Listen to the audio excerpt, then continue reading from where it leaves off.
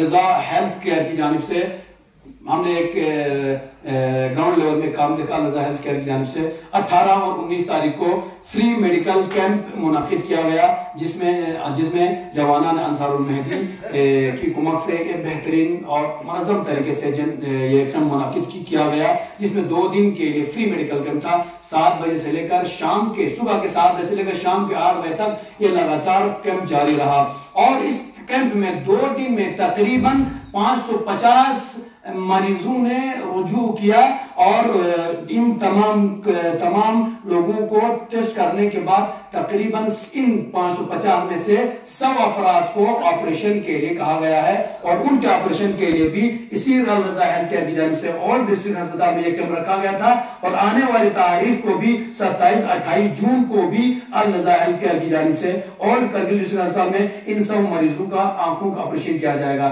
یہ صرف آنکھوں کے علاج و معالجے کے لیے کیمپ رکھا گیا تھا لہٰذا 550 مریضوں نے فری میں اپنا کیمپ میں شرکت کر کے اپنا علاج و معالجہ کرایا ہے. اس کے لیے اس بڑے اچھے کام کے لیے ہم الرضا ہیلتھ کیئر کے تمام ان ڈاکٹرز کا اور منتظمین کا اور جوانان انصار المہدی اور خصوصاً جمعیت العلماء اثنا عشریہ کرگل کے اور جناب شیخ ناصر مہدی صدر محترم کا تہ دل سے شکریہ ادا کرتے ہیں. اس طریقے سے فلاح و بہبود والے کام معاشرے میں ہونے چاہیے اور لوگ اس سے تاکہ زیادہ سے زیادہ فائدہ اٹھا سکے. اور میں دارالتبلیغ کی جانب سے تمام ہمارے دراز کے عوام کی جانب سے ہم آئس اسپیشلسٹ ڈاکٹر جناب منظور المہدی صاحب کا تہ دل سے شکریہ ادا کرتے ہیں جس طریقے سے وہ یہاں پر کشمیر سے یہاں تشریف لا کر بہترین طریقے سے لوگوں کی خدمت کی اور آئندہ 27, 28, 29 کو آپریشن کے لیے آپ تشریف لا رہے ہیں. ہماری آپ کے لیے دعا ہے خدایا جناب منظور المہدی صاحب کو دنیا میں دن دگنی رات چگنی ترقی عطا فرما.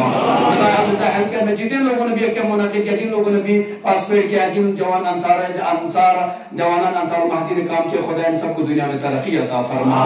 لیکن ایسے کام معاشرے میں اپنے علاقے میں ہونے چاہیے تاکہ لوگ فائدہ اٹھا سکیں. اور دوسری بات میں یہاں پر یہ کہنا چاہوں گا جس طریقے سے الحمدللہ کل ہم نے دیکھا نیوز وغیرہ میں دیکھا ہوگا ہمارے وزیر اعظم صاحب جناب نریندر مودی صاحب تشریف لائے ہو کشمیر کے دورے پر اور جس طریقے سے انہوں نے بیان بھی دیا ہے کشمیر کے لیے کافی ترقیاتی منصوبے بھی جاری کیے ہیں. امید رکھتے ہیں انشاءاللہ یہ منصوبے صرف بیان بازی تک نہ رہیں اور عملی میدان میں بھی یہ کام ہو جائیں. اور صرف مودی صاحب سے ہم یہ ریکویسٹ کہنا چاہیں گے جس طریقے سے آپ نے کشمیر کے لیے تو بہت سارے وعدے کیے ہیں اور یقیناً ہمارے کبھی لداخ میں تشریف لائیے گا اور آپ اس چیز کو بھول جائیے گا تھوڑی دیر کے لیے کہ آپ کا یہاں سے نیتا ہار گیا ہے. آپ اس چیز کو بھول جائے گا جس طریقے سے لوگوں نے اس سے پہلے جب غرور میں تھے گھمنڈ میں تھے تو یہاں تک کہہ دیا تھا لوگوں نے کہ کرگل یعنی 2 دکان اور 1 سڑک کا نام ہے. تو کرگل والوں بتا دیا کہ 2 دکان اور 1 سڑک کا نام کرگل نہیں ہے کرگل از اے بگ سٹی. لہٰذا لوگوں نے بتا دیا دکھلا دیا اور کرگل اور اتحاد کے ساتھ اپنے آزاد امیدوار کو جتا کر ان لوگوں کو پیغام دیا جن لوگوں نے کرگل کی تذلیل کرنے کی کوشش کی تھی کرگل کو چھوٹا ثابت کرنے کی کوشش کی تھی. اور آج ہم مودی صاحب سے التجا کرتے ہیں آپ کشمیر تشریف لائے ہوئے ہیں لداخ بھی ضرور تشریف لائیے گا اور ہماری وہ مانگے جس کے لیے لداخ کی تمام عوام آج ایک پلیٹ فارم پر جمع ہے وہ ہمارا 4 پوائنٹ ایجنڈا ہے. انشاءاللہ وہ ہماری مانگے آپ پوری کریں گے. اور آپ نظر کر دیجئے دیکھیں اگر لداخ والے اگر یوٹی سے خوش ہوتے آج بی جے پی کا امیدوار اتنی بری طریقے سے نہ ہار جاتا. بی جے پی امیدوار کا بری طریقے سے ہار جانا یہ مودی صاحب کے لیے دلیل ہے لداخ والے یوٹی سے خوش نہیں ہیں.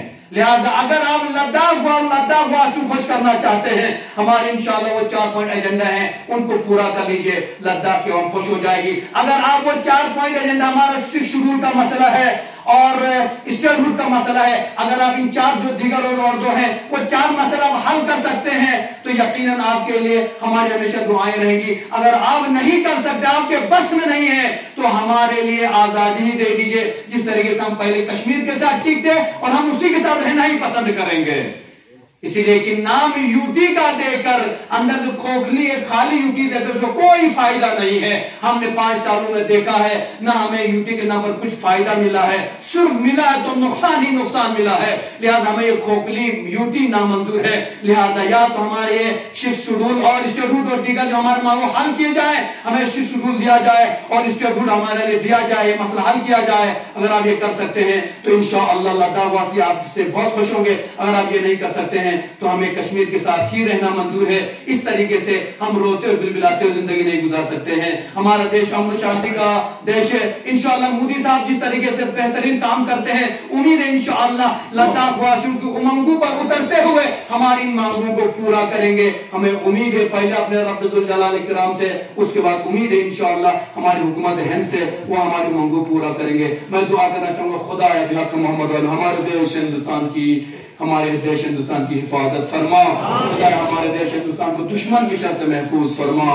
خدا ہمارے دیش میں ہندو مسلم سکھ عیسائی آپس میں بھائی رہتے ہیں. خدا ان سب کو بھائی چارگی کے ساتھ رہنے کی توفیق عطا فرما. خدا بحق محمد علیہ محمد مسلمان جہاں بھی بستے ان سب کی جان مال زدہ کی حفاظت فرما. خدا پرچم اسلام پرچم حسینیت ہمیشہ بلند فرما.